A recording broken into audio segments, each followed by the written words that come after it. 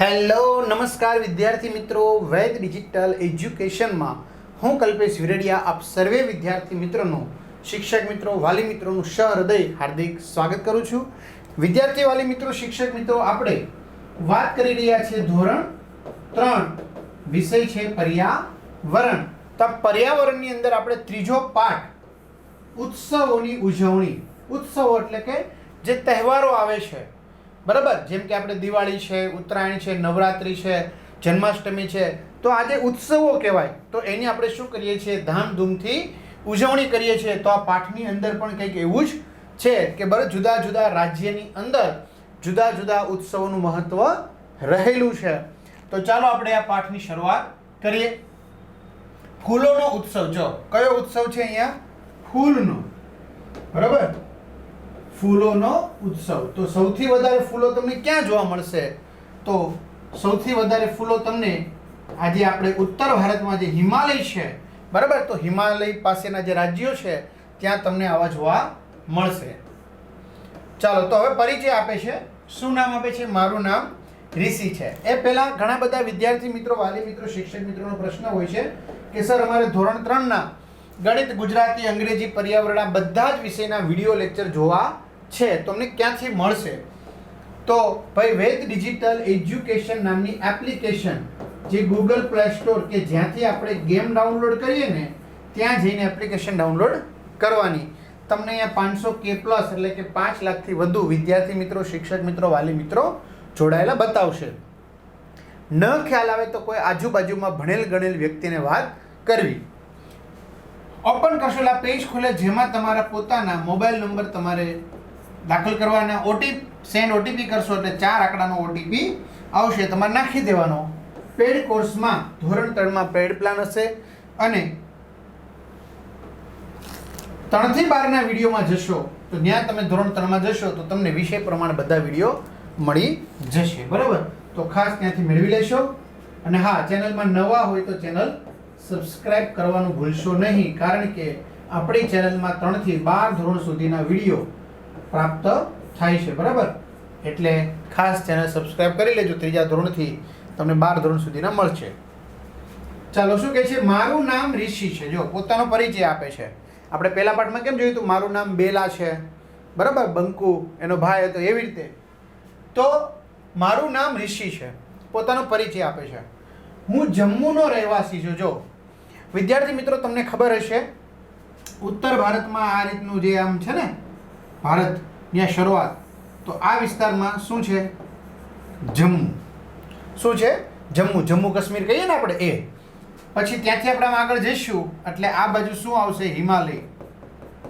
અહીંથી બધી શું આવશે? હિમાલયની આ પર્વત શ્રેણીઓ, બરાબર. તો હું જમ્મુનો રહેવાસી છું. હું મારા માતા પિતા સાથે હિમાલય જઈ રહ્યો છું. ક્યાં જઈ રહ્યો છું? હિમાલય. એટલે કે જમ્મુથી ક્યાં જઈ રહ્યો છે? હિમાલય તરફ જઈ રહ્યો છે. એટલે કે હું મારા માતા પિતા સાથે હિમાલય જઈ રહ્યો છે. હિમાલય શું કામ જાય છે? તો કે અમે મારા મામા એટલે કોણ? તો આપણે બધાને ખબર છે, માતાના ભાઈ, મમ્મીના ભાઈ. અને મામી એટલે શું? મામાની પત્ની. અને મારી પિતરાઈ બહેનો એટલે કે કઝિન ચિયા અને નોનિકાને મળવા જઈ રહ્યા છે. ચલો, પિતરાઈ બહેનનું નામ શું છે? ચિયા છે અને નોનિકા છે. મારું નામ શું છે? ઋષિ. પિતરાઈ બહેન એટલે મામાની દીકરી થશે, વિદ્યાર્થી મિત્રો, અહીંયા, બરાબર. હા, મોટા પપ્પા કે કાકાની દીકરી નહીં, પરંતુ અહીંયા મામાની દીકરી થશે, બરાબર. એટલે એને કઝિન જ કહેવાય બધાને. ભાઈની દીકરા દીકરી હોય, મામાના દીકરા દીકરી હોય, કાકાના દીકરા દીકરી હોય, આપણા મોટા પપ્પા હોય, બાપુજી જેને કહેતા હોય, એના દીકરા દીકરી હોય, તેને બધા પિતરાઈ કહેવાય. તો પિતરાઈ બહેનો ચિયા અને નોનિકાને મળવા જઈ રહ્યા છે. એટલે મામા મામી, ચિયા અને નોનિકા. તેઓ પર્વતોને શું કહેવાય? માઉન્ટેન્સ. કારણ કે હિમાલયમાં શું છે? તો કે હિમાલયમાં મેં હમણાં તમને બતાવ્યું એમ આવી પર્વતોની શ્રેણીઓ છે, જે તમે આગળ અભ્યાસ કરીશો, બરાબર, જેમ જેમ તમે ભણતા જશો એમ તમને આવતું જશે એમાં. તો માઉન્ટેનની નજીક એક નાનકડા ગામમાં રહે છે. તેઓ આજે પર્વતો છે હિમાલયના, એની પાસેનું એક સરસ મજાનું નાનકડું ગામ છે, એમાં એ રહે છે. અમે બસમાં મુસાફરી કરી રહ્યા છે. જો તો આપણને ખ્યાલ આવી જાય કે ઋષિ શેમાં જઈ રહ્યો છે? તો ઋષિ બસમાં મુસાફરી કરીને જઈ રહ્યો છે. હું બસની સવારીનો આનંદ માણી રહ્યો છું. જો બસમાં જઈ રહ્યો છું, બસમાં સવારી કરી રહ્યો છું, બરાબર. હા, જેના ઉપર બેસીને સવારી થાય એને સવારી કહે. જેમ કે ઘોડા ઉપર બેસીને કરો તો ઘોડે સવારી, એની જેમ બસમાં બેસીને કરે છે તો બસની સવારીનો આનંદ માણી રહ્યો છે. બારીની બહારનું દ્રશ્ય સુંદર છે. આમાં ઘણા ખરા વિદ્યાર્થી મિત્રો જો હિમાલય બાજુ, કાશ્મીર બાજુ ફરવા ગયા હોય તેને ખબર હોય, આહા, તેની વાદીઓ બહુ સરસ મજાની હોય, આહલાદક હોય. તમારી આંખોને એટલી ઠંડક મળે ને વાત પૂછોમાં. ઠંડક એટલે તમને એટલું બધું સરસ મજાનું કુદરતી દ્રશ્ય જોવા મળે તો એમ થાય કે આહા, ભગવાને આ કેવી રીતે બનાવ્યો છે. એ સૃષ્ટિના જે સર્જનહાર છે એને આવી રીતે કેવી રીતે સર્જન કર્યું છે, આપણા મનમાં ચોક્કસ પ્રશ્ન થાય. તો એનો હું આનંદ માણી રહ્યો છું, બસની સવારીનો, અને બારીની બહારનું સરસ મજાનું સુંદર દ્રશ્ય છે જોઈ રહ્યો છું. રસ્તાઓ ઉપર તીવ્ર વળાંક છે. જો તીવ્ર આવી રીતે સીધો વળાંક આવી જાય, કારણ કે ત્યાં બધી ઘાટીઓ છે, ઢોળાવાળા રસ્તા છે, બરાબર, ખીણોવાળા રસ્તા છે, એટલે કે ત્યાં રસ્તાઓ ઉપર તીવ્ર એટલે ખૂબ જ આમ એકદમ વળાંક, એટલે આને કહેવાય તીવ્ર વળાંક. આમ ધીમો ધીમો નહીં, એકદમ આમ તીવ્ર વળાંક છે. અને ટેકરીઓ, બરાબર, આ જે ટેકરીઓ છે, હિલ્સ જેને કહેવાય, એ પણ રંગબેરંગી ફૂલોથી ઢંકાયેલી છે. એટલે આહા, તમને ફૂલોના બગીચામાં લઈ ગયા હોય તો તમને કેવું જોવું સરસ મજાનું ગમે કે નહીં? મજા આવે છે એમ કહો કે નહીં? તો ફૂલોથી ઢંકાયેલી છે. હું દૂર સુધી વિવિધ પ્રકારના ઊંચા વૃક્ષો પણ જોઈ શકું છું. જો દૂર સુધી વિવિધ પ્રકારના એટલે કે જુદા પ્રકારના વૃક્ષો પણ જોઈ શકું છું. આવું કોણ કે છે? ઋષિ. એની મામાની દીકરીનું નામ ખાસ યાદ રાખશું, ચિયા અને નોનિકા. ઓકે, ચાલો હવે આપણે આગળ વધીએ. જો બસમાં આવું કદાચ તમને નજર, બસમાં બેઠા હોય, ખાસ કરીને સરકારી બસોમાં, બરાબર, તો ત્યાં લખેલું હોય ધૂમ્રપાન કરવાની મનાય છે. ધૂમ્રપાન એટલે સ્મોકિંગ, જે બીડી દ્વારા, બરાબર, બાજુવાળાને ધુમાડો આવે એટલે નડે, પીવે છે ને તો નડે જ છે.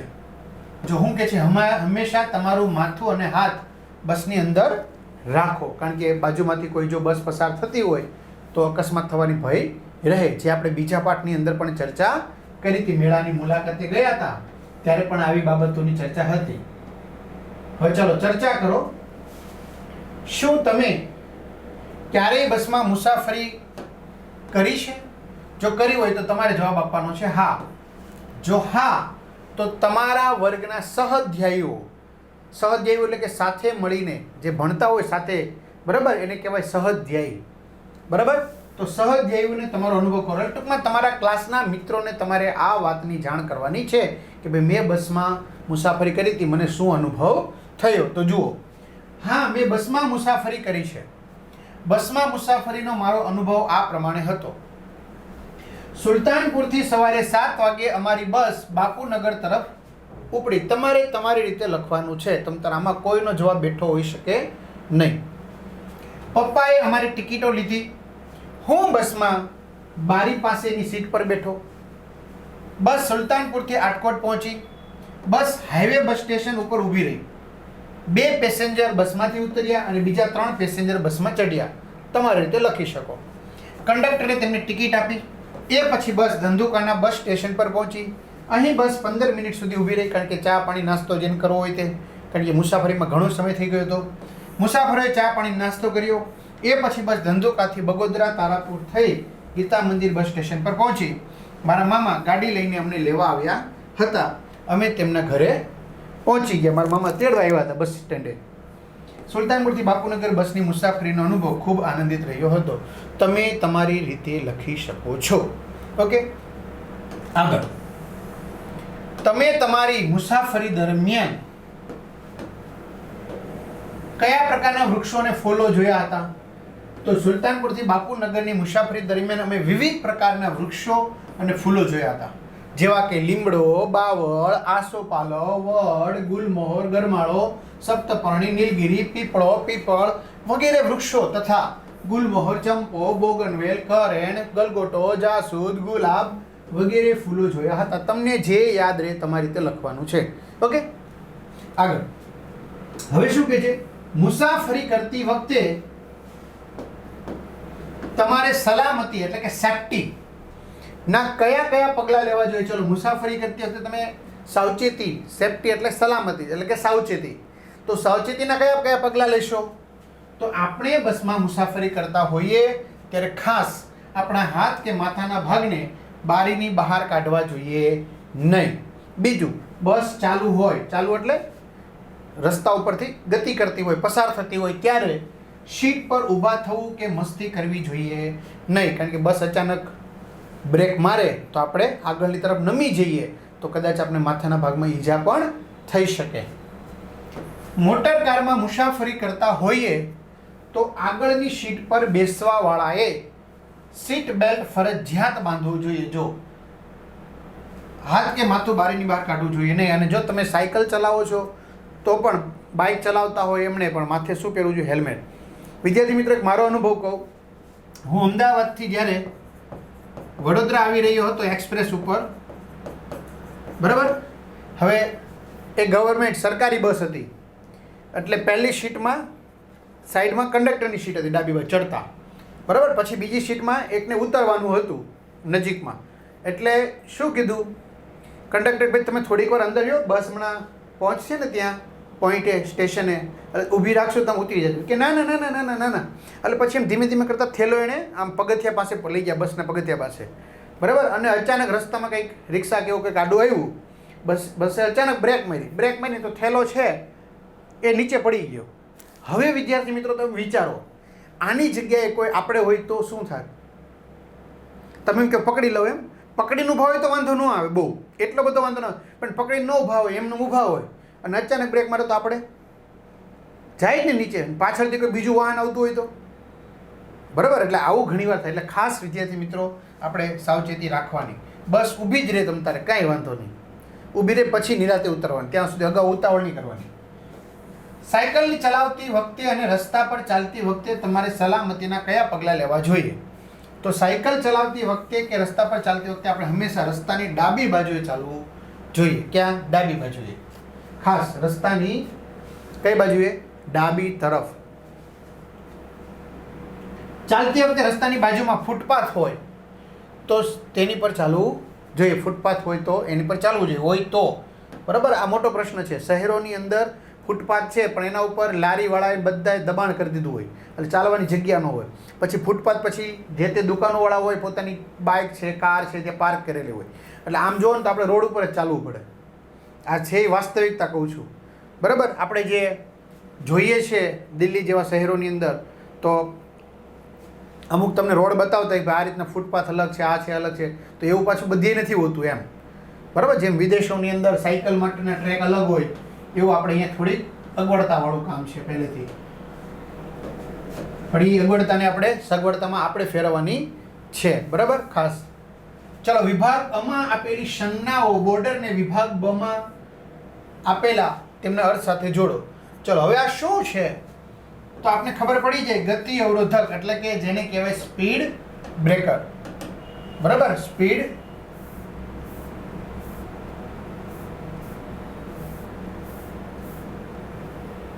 Speed breaker. ચાલો હવે જોડકા જોડવામાં આપણે અનુકૂળતા રહેશે. છે ગતિ અવરોધક એટલે સ્પીડ બ્રેકર. વિદ્યાર્થી મિત્રો, આગળ શાળા છે એવું સૂચિત કરે છે કારણ કે બાળકો છે તમારી જેમ બેગ લઈને જતા હોય લાગે છે. આ છે ગાડી પાર્ક કરવી નહીં, નો પાર્કિંગ. અહીંયા કંઈક કામ કરતા હોય લાગે છે એટલે કે જે આગળ કામ ચાલુ છે. પછી શાળા હોય ને ત્યાં એક આવું સિગ્નલ પણ હોય, નો હોર્ન. હોર્ન કોઈએ વગાડવો નહીં. અને અહીંયા આવી રીતનું સિગ્નલ હોય, યુ ટર્ન એટલે કે તમે એમ જાઓ છો પછી ત્યાંથી આમ રિટર્ન વળવાનું નથી, તમારે સીધે સીધું જ જવાનું છે. પછી ત્યાંથી વળવું હોય તો ઠીક, અત્યારે અહીંયા કોઈએ યુ ટર્ન લેવાનો નથી, બરાબર. એટલે આવી રીતના સિમ્બોલ હોય છે.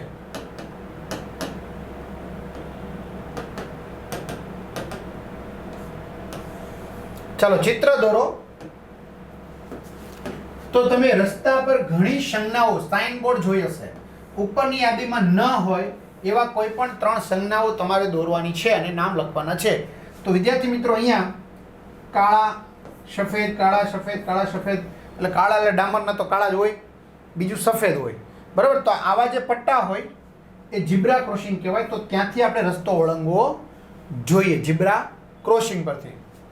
આનો અર્થ એવો થાય આગળ દવાખાનું છે, જો એ પેટ્રોલ પંપ દોર્યો હોય તો પેટ્રોલ પંપ આગળ છે એવું થાય. પછી આગળ રેલવેના પાટા છે, બરાબર. હવે તમે જ્યારે 18 વર્ષની ઉંમરના થશો ત્યારે તમારે બાઇક ચલાવવા માટે, 2 વ્હીલર ચલાવવા કે 4 વ્હીલર ચલાવવા માટે લાઇસન્સ લેવું પડશે. તો આ લાઇસન્સ માટે તમારે પહેલાં એક્ઝામ આપવી પડે, પરીક્ષા. તો પરીક્ષામાં આવા સિમ્બોલ આપે અને પૂછે કે આ શેનો સિમ્બોલ છે, આ શેની સંજ્ઞા છે, બરાબર. તમારે સાચું પડવું જોઈએ. 15માંથી 11 જેટલા સાચા પડવા જોઈએ. એનો અર્થ એવો થાય કે તમને આ બાબતોની જાણકારી છે, કારણ કે બાબતોની જાણકારી હોવી જરૂરી છે. જો ન હોય તો પછી આપણે ડ્રાઇવિંગ કરીએ, ગાડી ચલાવીએ, એનો કોઈ મતલબ રહેતો નથી. પહેલાં આ ટ્રાય આપણે આપવી પડે, બરાબર. અને પછી તમારે ગાડી ચલાવવાની. ચાલો, હવે ઋષિ કહે છે, જો થોડા સમય પછી અમે મારા મામા મામીના ગામ પાસેના બસ સ્ટેશન પર ઉતર્યા. જો થોડોક સમય થયો એટલે અમે મારા મામા મામીના ગામ પાસે, જે બસ સ્ટેન્ડ હતું ગામ પાસે, ત્યાં બસ સ્ટેન્ડ પર પહોંચ્યા. અમે નીચે ઉતર્યા. એ તો સ્વાભાવિક છે ભાઈ, બસમાં તમારે નીચે જ ઉતરવું પડે, કાંઈ બસવાળો કે ઘરે ના મૂકી જાય, હે ને. એટલે એ કે નીચે ઉતર્યા. મામા અમને લેવા માટે ત્યાં આવેલા હતા. જો મામા પણ બહુ વાલા હોય ને બધાને. હા, મામા. તો મામા અમને લેવા માટે ત્યાં આવેલા હતા કે ભાઈ શું કે બેનના છોકરાને ભાણિયો કહેવાય ને. હા, તો ભાણિયાભાઈ આવ્યા છે. પહેલા અમે પાકા પહોળા રસ્તા પર ચાલવાનું શરૂ કર્યું. જો મામાના ઘરે જવાનું હતું ને, એટલે પહેલા કેવો રસ્તો હતો? પાકો એટલે આમ તો કહી શકાય કે ડામરવાળો અને પહોળો હતો. જે આગળ જતા સાંકડો એટલે નેરો માટીવાળો કાચો રસ્તોમાં ફેરવાઈ ગયો. આગળ ગયા તો આ રસ્તો કેવો થઈ ગયો? સાંકડો થઈ ગયો અને માટીવાળો થઈ ગયો, કાચો રસ્તો થઈ ગયો, બરાબર. એટલે તમે ચિત્રમાં જોઈ શકો છો. જો આ પાકો રસ્તો છે. પછી ત્યાંથી આ કેવો રસ્તો થઈ ગયો? કાચો અને પટલો એટલે કે સાંકડો, બરાબર. તો સાંકડા રસ્તા માટીવાળા કાચા રસ્તામાં ફેરવાયો. ત્યાંથી થોડેક દૂર જતા જ શું આવી ગયું? મામાનું ઘર. મામાનું ઘર કેટલે? દીવો બળે એટલે, કારણ કે દરેક વિદ્યાર્થીને મામાના ઘરે ખૂબ જ મજા આવતી હોય છે. જેવા અમે મુખ્ય દરવાજામાં પ્રવેશ્યા, એટલે કે ઘરની અંદર જે મેઇન ગેટ હોય એમાં પ્રવેશ્યા, મને તેમના બગીચામાં આવેલી રંગબેરંગી ફૂલોની હાર જોવા મળી. જો જેવા અમે મુખ્ય દરવાજામાં મેઇન ડોરમાં પ્રવેશ્યા, તરત જ મને એમના બગીચામાં આવેલી શું હતી? રંગબેરંગી જુદા જુદા રંગોની ફૂલોની જે હાર હતી, હાર એટલે આમ લાઈન, બરાબર, એ જોવા મળી. હું તેમાંના કેટલાક ફૂલોને ઓળખી શકતો હતો. શું કહે છે ઋષિ? કે હું એમાંથી કેટલાક ફૂલોને ઓળખી શકતો હતો અને તેમના નામ પણ આપી શકતો હતો, બરાબર. પણ બધા ફૂલોને હું ઓળખી શકતો હતો નહીં. એમાંથી થોડા ઘણાને ઓળખી શકતો હતો. જેમ કે ગુલાબને ઓળખતો હતો, ગલગોટાને ઓળખતો હતો. ગુલાબ એટલે રોજ, ગલગોટો એટલે મેરી ગોલ્ડ, જાસૂદ, હિબિસ્કસ, બરાબર. તો આવા ફૂલોના છોડને હું ઓળખી શકતો હતો, બધાને ઓળખી શકતો નહોતો. જોકે હું ફૂલોની સુંદરતાથી દંગ રહી ગયો. જો આમ દંગ રહી ગયો, આમ આશ્ચર્ય પામી ગયો, ઓહો, અવાક બની ગયો. આમ એટલું સુંદર હતું કે આમ વર્ણન ન થઈ શકે. એટલે કે છે કે હું ફૂલોની સુંદરતાથી આમ દંગ રહી ગયો. મેં પહેલા ક્યારેય ફૂલોની આવી સુંદરતા જોઈ નહોતી. જોઈ કીધું ને, દંગ રહી ગયો, આશ્ચર્ય પામી ગયો. કારણ કે પહેલી વાર સરપ્રાઈઝ, કે નહીં પહેલાં તો મેં આવું ક્યારે જોયું જ નહોતું એમ, અને આવું જોયું મજા આવી ગઈ એમ. શું તું મહેરબાની કરીને મને આ ફૂલોના નામ કહીશ? મેં કોને કીધું? નોનિકાને. નોનિકા કોણ છે? એની મામાની દીકરી, એટલે કે પિતરાઈ બહેન. મેં નોનિકાને શું કીધું? કે શું તું મહેરબાની કરીને મને આ ફૂલોના તું નામ કહીશ? જો સરસ મજાના ફૂલોની હાર છે ને, જો છે સરસ મજાના ફૂલોની હાર. તો સરસ મજાના ફૂલોની હાર છે. મેં નોનિકાને કહ્યું કે તું મને આ ફૂલો વિશે જાણકારી આપીશ, બરાબર. મને આમ મજા જ આવે છે એટલી. ફૂલ તરફ ઈશારો કરતા, ફૂલ બાજુ મેં શું કર્યો? ઈશારો કરતા નોનિકાએ કહ્યું, એક ફૂલ તરફ ઈશારો કરતા નોનિકાએ કહ્યું કે આ ફૂલ ટ્યુલિપનું છે. કોનું છે? ટ્યુલિપનું. જો નોનિકાએ કીધું કે જો આ ફૂલ દેખાય છે તને? કે હા, આ ટ્યુલિપનું ફૂલ છે. કેનું છે? ટ્યુલિપ. ત્યારબાદ મામીએ બાળકોને બપોરનું ભોજનને કહેવાય લંચ. ઓકે, સવારનું બ્રેકફાસ્ટ ને સાંજનું ડિનર. તો ભોજન માટે બોલાવ્યા, બરાબર. તમારે ત્યાં બપોરના ભોજન માટે શું શબ્દ વપરાય છે? કમેન્ટ કરો. બરોબર, બપોરના સમય ભોજન માટે શું શબ્દ વપરાય છે? કમેન્ટ કરો. અમારે તો ભાતું વપરાય છે. ચાલો, બધાએ ગરમ ભાત સાથે કાશ્મીરી વાનગી હાખ ખાધી. બધાએ ગરમ ભાત સાથે બપોરે શું લીધું? ગરમ ભાત સાથે હાખ ખાધી. આ હાખ શું છે? તો એક પ્રકારનું પાંદડાવાળું શાક છે. જો એક પ્રકારનું શું છે? પાંદડાવાળું શાક. જેમ કે આપણે મેથીના કેમ પાંદડાનું શાક બનાવીએ, પાલકનું કેમ પાંદડાનું શાક બનાવીએ, ભાજી બનાવીએ ને, એમ એક પ્રકારનું પાંદડાવાળું શાક છે હાખ. ખાસ યાદ રાખજો, કાશ્મીરી વાનગી હાખ. કાશ્મીરી વાનગી. જો કદાચ તમને પરીક્ષામાં શું પૂછશે હું તમને કહું. એક બાજુ જુદા જુદા રાજ્યોના નામ હશે, સામેની તરફ ત્યાંની પ્રખ્યાત જે વાનગી હોય એનું નામ હશે, પછી તમારે જોડકા જોડવાના થશે. એટલે આવું પૂછાશે, ખાસ યાદ રાખજો. કાશ્મીરી વાનગી હાખ એક પ્રકારનું પાંદડાવાળું શાક ખાધી. તે ખરેખર સ્વાદિષ્ટ, આમ ટેસ્ટી હતો. આમ હાલો ખાઈ લીધું મનમાં. ખરેખર સ્વાદિષ્ટ ટેસ્ટી હતું. શું કહે છે?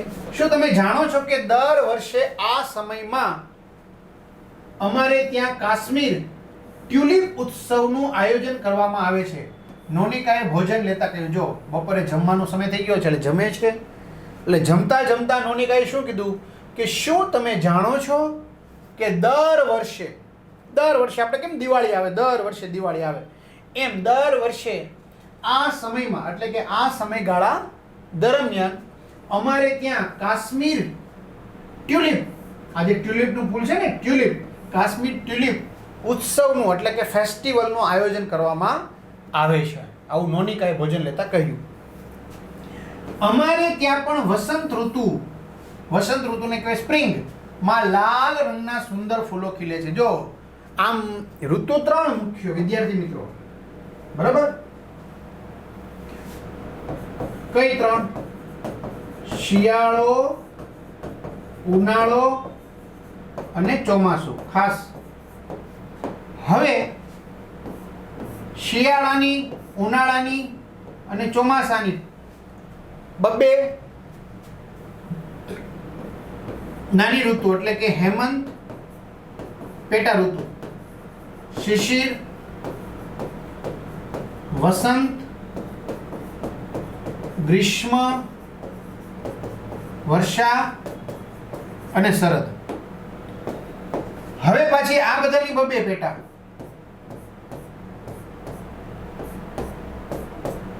જે આપણે કહીએ છીએ કારતક, માગશર, પોષ, મહા, ફાગણ, ચૈત્ર,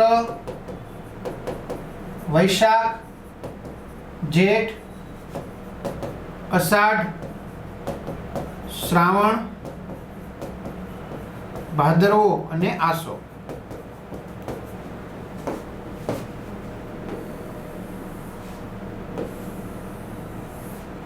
આ રીતે. એટલે વસંત એટલે ઘણા વૈશાખ સમજે છે. નહીં, વસંત એટલે શિયાળો પૂરું થાય, ઉનાળાની શરૂઆત થાય એટલે વસંત કહેવાય ઋતુ. બરાબર? શિયાળામાં નથી આવતું. જો હેમંત, શિશિર આ 4 મહિનાના ગાળે હોય. તો આ કેટલા મહિનાના ગાળે હોય? હેમંત, શિશિર ને બધા 2 મહિના હોય. બરાબર? 2 મહિના ચાલે. અને આ તો એક મહિનો ખબર જ છે. તો વસંત ક્યારે પૂરું થાય? મહા મહિનો પૂરો થવા આવે, ફાગણ મહિનો શરૂ થાય એટલે વસંત શરૂ થાય. બરાબર? ખાસ યાદ રાખજો. એટલે વસંત ઋતુમાં લાલ રંગના સુંદર ફૂલો ખીલે છે. કેવા? લાલ રંગના સુંદર. બરાબર? હા. જેમને બુરાન્સ કહેવામાં આવે છે. મેં કહ્યું. કોણે? ઋષિએ. શું કીધું? જેવી રીતે નોનિકાએ કીધું કે ભાઈ અમારે ત્યાં કાશ્મીર ટ્યુલિપ ઉત્સવનું આયોજન થાય છે આ દરમિયાન, એટલે એને શું કીધું કે અમારે ત્યાં પણ વસંત ઋતુમાં લાલ રંગના સુંદર ફૂલો ખીલે છે, જેમને શું કહેવાય? બુરાન્સ કહેવામાં આવે છે. મેં એટલે ઋષિ પોતે, ચિયા અને નોનિકાને અમારે ત્યાં ઉજવાતા વસંત ઉત્સવ વિશે મેં કહ્યું. વસંત ઋતુમાં ઉજવાતા ઉત્સવ એને કહેવાય વસંતોત્સવ. વસંત ઋતુમાં ઉજવાતા ઉત્સવ એને કહેવાય વસંતોત્સવ, એટલે વસંત વત્તા ઉત્સવ, વસંત ઋતુમાં ઉજવાતો ઉત્સવ. એટલે કે મેં એમને એમના વિશે માહિતી આપી. મેં તેમને જણાવ્યું કે અમે કેવી રીતે રાઈ એટલે સરસો અને બુરાંસના ફૂલોને અમારા પાડોશના દરેક ઘરના દરવાજે મૂકીએ છીએ. જો મેં એને સમજાવ્યું કે કેવી રીતે અમે આ ઉત્સવની ઉજવણી કરીએ છીએ. શું કે છે? રાઈ એટલે કે સરસવ અને બુરાંસ જે છે એના ફૂલોને અમે ભેગા કરીએ અને પછી અમારા પાડોશીના ઘરના દરવાજે મુખ્ય દ્વાર પર અમે એને મૂકીએ છીએ. એટલે અમારા જે પાડોશીઓ છે, જે વડીલો છે, જેની ઘરે અમે આવું મૂકી આવીએ છીએ, બરાબર, તો વડીલો અમને આશીર્વાદ આપે છે. જેવી રીતે આપણને ખબર છે કે અમુક વ્રત હોય, બહેનોના મોળાક વ્રત કે એવું કંઈક વ્રત હોય, બરાબર, એટલે બધાની દુકાને કે બીજાની ઘરે જઈને એનો ઉમરા છે ત્યાં એ ચાંદલા કરે છે, બરાબર, આપણે થાય છે ને એવું. હા, બહેનોએ વ્રત રહ્યા હોય તેને ખબર હોય, તો પછી તે ચોકલેટ કે એવું કંઈક પણ આપે, અથવા તો રૂપિયો 1-2 રૂપિયા છૂટા હોય, 5 રૂપિયા, તો એવું આપે કે નહીં? હા, તો બસ એવી રીતે એ કરે છે.